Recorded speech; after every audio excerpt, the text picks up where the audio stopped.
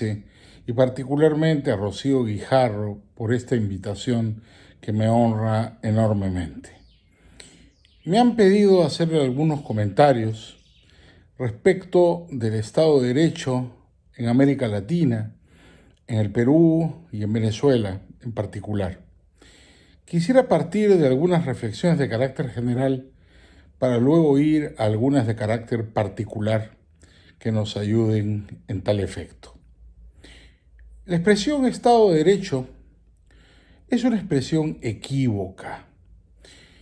Tiene su origen en el siglo XIX, fue fundamentalmente en el constitucionalismo alemán, pero se refiere a un problema mucho más complejo que tiene que ver con la naturaleza del ejercicio del poder.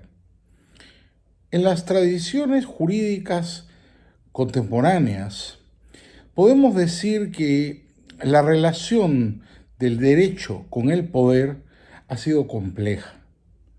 Podríamos argumentar que existen algo así como dos escuelas o dos tradiciones relativas a esta relación. La primera, la tradición anglosajona. La segunda, la tradición romano-germánica o propiamente continental europea. En la tradición anglosajona, la relación del poder con el derecho fue producto de un proceso complejo de evolución histórica que terminó con un concepto muy utilizado en política y en el derecho. Ese concepto es llamado el Rule of Law. Una traducción literal sería regla de derecho. Pero una traducción literal no nos ayuda a entender la naturaleza ni las características del concepto. El Rule of Law anglosajón es consecuencia, como bien lo explica Harold Berman en su maravilloso libro El nacimiento de la tradición jurídica occidental, de un conjunto de sentencias judiciales que disputaron el poder a la autoridad real durante la Edad Media, particularmente con posterioridad a lo que fuera el reinado de Guillermo el Conquistador, luego de la denominada anarquía del rey Esteban, Stephen's Anarchy, se produce en el mundo del derecho un vacío como consecuencia del vacío político, que es llenado durante el reinado bastante violento de Enrique II de Plantagenet, conde de Anjou, que se casa con Leonor de Aquitania, tal vez una de las mujeres más ricas e importantes de la historia.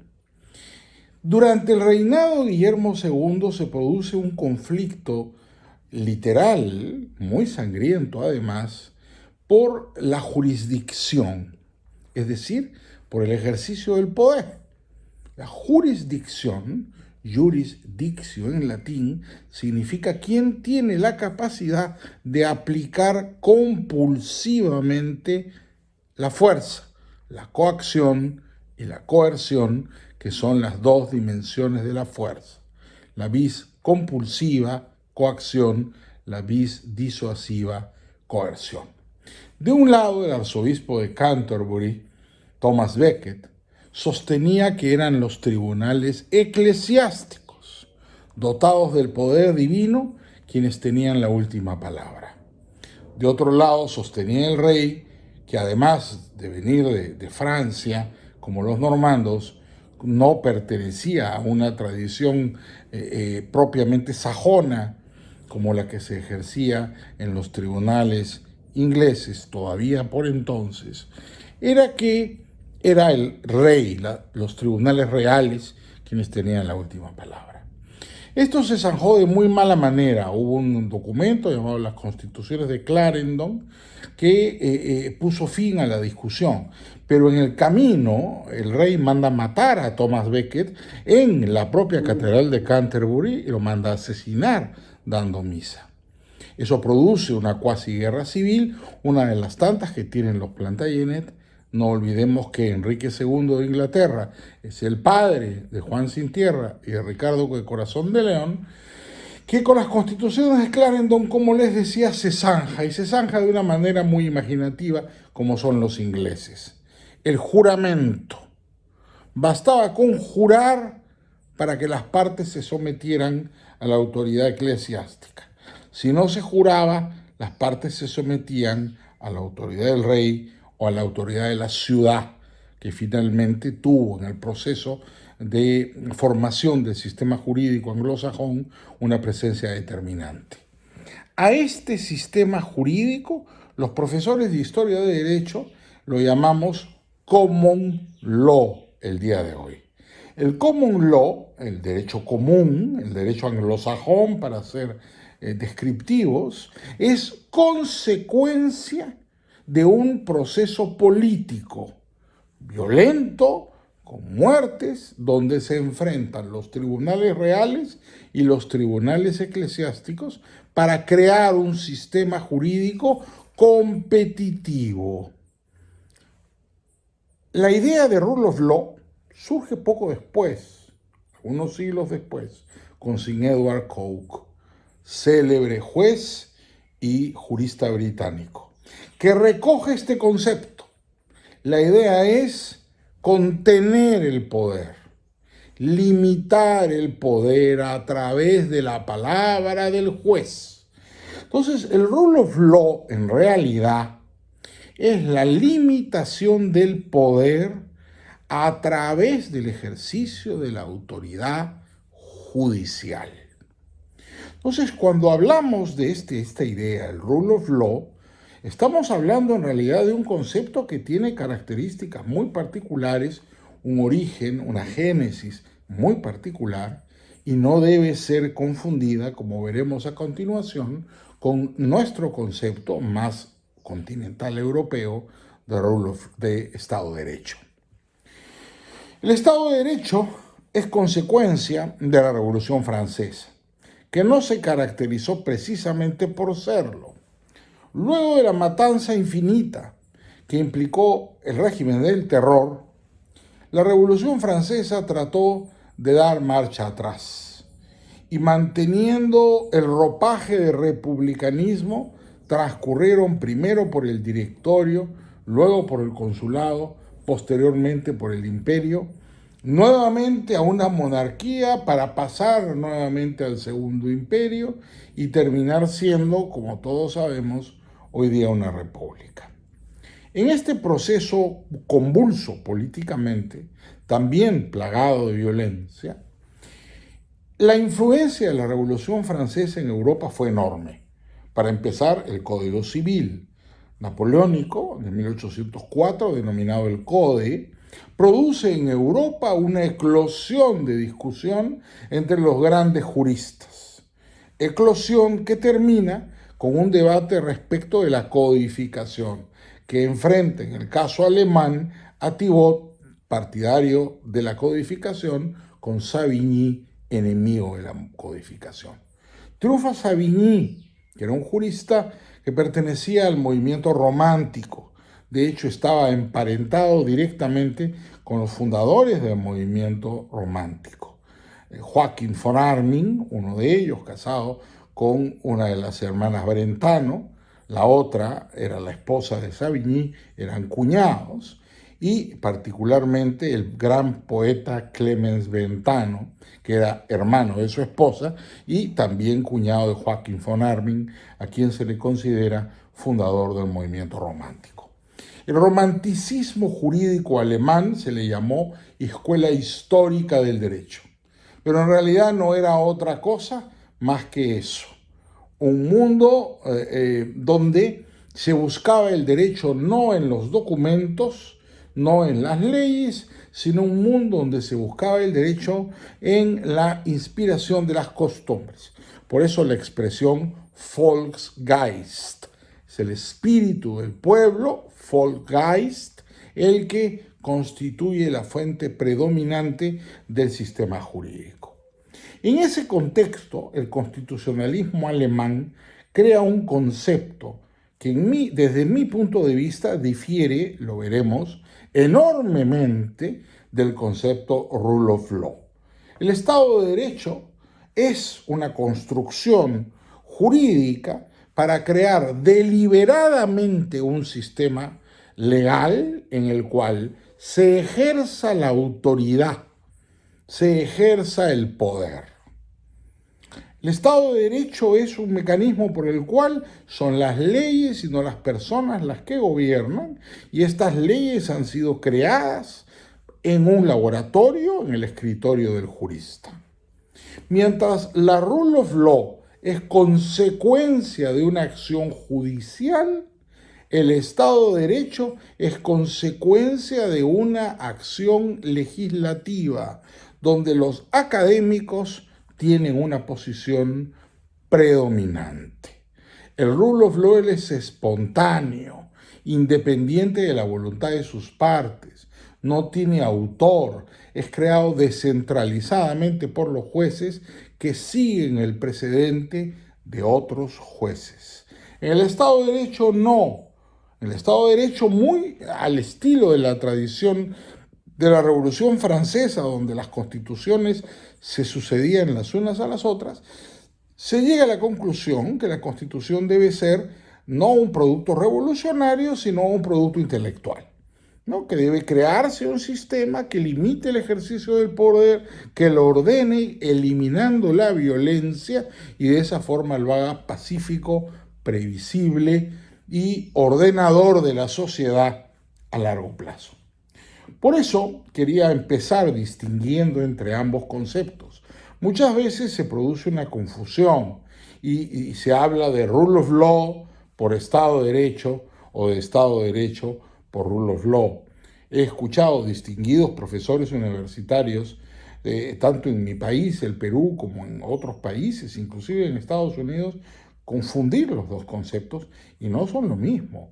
El rule of law es consecuencia de la acción reiterada y permanente de la actividad judicial que va creando precedentes de observancia obligatoria. El Estado de Derecho es un producto deliberado del legislador con evidentemente intenciones políticas para regular de una determinada manera la estructura del Estado y el ejercicio del poder. ¿Por qué hago esta introducción que puede parecer abstracta? Porque creo que es indispensable para entender los conceptos. Muchas veces, y nos pasa a nosotros que hablamos el mismo idioma con tanta frecuencia, como les pasa a los que no hablan el mismo idioma y tienen que traducirlo, hay palabras que se parecen, pero tienen un significado diferente, contemporáneamente y a lo largo de la historia. Por eso no podemos usarlas anacrónicamente, sin un sentido de tiempo, ni tampoco sin un sentido de contexto. En América Latina, ¿qué hemos tenido? ¿Cuál es la historia política de América Latina? ¿Hemos tenido rule of law? No. No hemos sido países donde la actividad judicial ha gobernado nuestras sociedades. El Poder Judicial latinoamericano es heredero de la Real Audiencia. Básicamente las reales audiencias eran tribunales donde podían integrarlos inclusive criollos, no solo peninsulares, pero altamente politizados. En cambio, no eran independientes, ¿no? Y dependían directamente o de la autoridad del Consejo de Indias o del virrey. Muchas veces enfrentados al virrey también eran una autoridad política independiente. De hecho, distinguidos historiadores como Bernardino Bravo Lira, el chileno, profesor universitario, sostiene con mucha convicción que todas las repúblicas latinoamericanas en realidad no son sino reales audiencias independizadas. Y esto es un tema, creo yo, que deberíamos prestarle más atención, pero sería materia de otra exposición. Tenemos, entonces, si no hay rule of law en Latinoamérica, si no hemos seguido la tradición anglosajona, inglesa, norteamericana, ¿qué tradición hemos seguido? ¿Tenemos acaso Estado de Derecho, como lo pretendían los juristas germanos, alemanes? Yo me atrevería a decir que no, Y esa es la tesis que quiero compartir con ustedes esta tarde.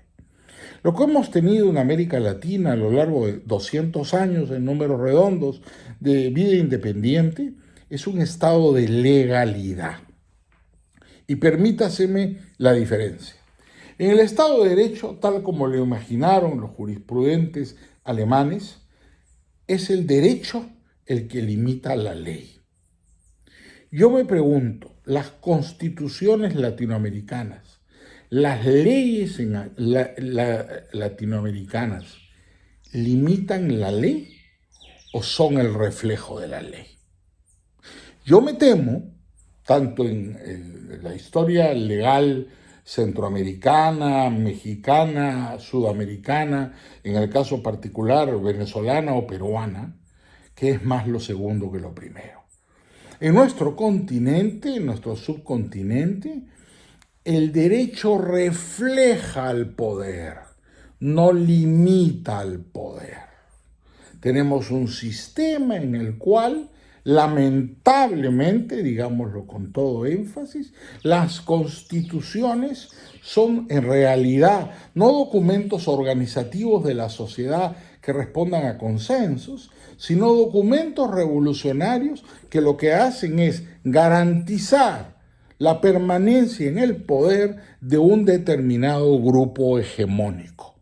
No se trata, pues, de documentos neutrales, democráticos ni independientes. Son la consecuencia de procesos revolucionarios. Quisiera poner un brevísimo ejemplo con el caso peruano. Solo las últimas constituciones, las del siglo XX, en el siglo XXI no hemos tenido todavía ninguna, pero las del siglo XX. La constitución del 93 que rige hasta hoy es fruto del golpe de Estado de Fujimori del 92. La anterior del 79, fruto del golpe de Estado militar del año 68 del general Velasco contra el presidente Belaúnde Terry en su primer gobierno. La anterior de 1933, fruto del golpe de Estado del comandante Sánchez Cerro contra el presidente Leguía. Y la primera constitución del siglo XX, la de 1919, fue fruto del golpe de Estado del presidente electo Augusto B. Leguía contra el presidente saliente José Pardo. Todas las constituciones del siglo XX han sido un reflejo del poder. El ganador lo toma todo, controla el poder, asamblea constituyente o no, hace su constitución sin importarle la opinión de los demás. ¿Tenemos pues un auténtico constitucionalismo latinoamericano? La respuesta es que no. Más allá de las palabras, de las clases eruditas de algunos profesores que recogen tratadistas internacionales, los procesos históricos nos revelan que no existe tal cosa como el constitucionalismo sudamericano o latinoamericano. Lo que hay son constituciones que en realidad no representan un Estado de Derecho, sino un Estado de legalidad. ¿Cuál es la diferencia? En el Estado de Derecho, como les decía, el derecho limita al poder. En el Estado de legalidad, el derecho refleja al poder. Lo que tenemos en América Latina es un sistema jurídico, desde la cúspide llamada Constitución hasta lo más bajo, los decretos o resoluciones ejecutivas o de un alcalde, que son el reflejo de la estructura del poder. No hay límites al poder en nuestro sistema jurídico. El sistema jurídico es utilizado para perseguir y castigar. De ahí la famosa frase que se atribuye por toda América Latina a todos los presidentes de América Latina por donde ustedes van. En el Perú se le atribuye al mariscal Óscar R. Benavides haber dicho: para mis enemigos todo, para mis enemigos y para mis amigos la ley. Pero los mexicanos exhiben con pruebas que fue una frase semejante la de Benito Juárez en el siglo XIX, quien habría dicho prácticamente lo mismo en los Estados Unidos mexicanos. Getúlio Vargas, los brasileños le atribuyen una frase idéntica. Y para el que tenga dudas, esta sí hay testimonio gráfico, pueden encontrar un video en Google del presidente Juan Domingo Perón, donde ahí están sus palabras. No las voy a mentir ni las voy a cambiar, solo las voy a repetir. Es aún más dramática. Perón dice, para mis amigos todo, para mis enemigos ni justicia. Esa es la historia constitucional de América Latina. Ni justicia. Nos queda, por consiguiente, construir un auténtico sistema legal donde la ley no refleje al poder, sino sea su límite más estricto. Nuevamente, les reitero mi agradecimiento a los organizadores y a todos ustedes por su asistencia. Muchas gracias. Buenas tardes.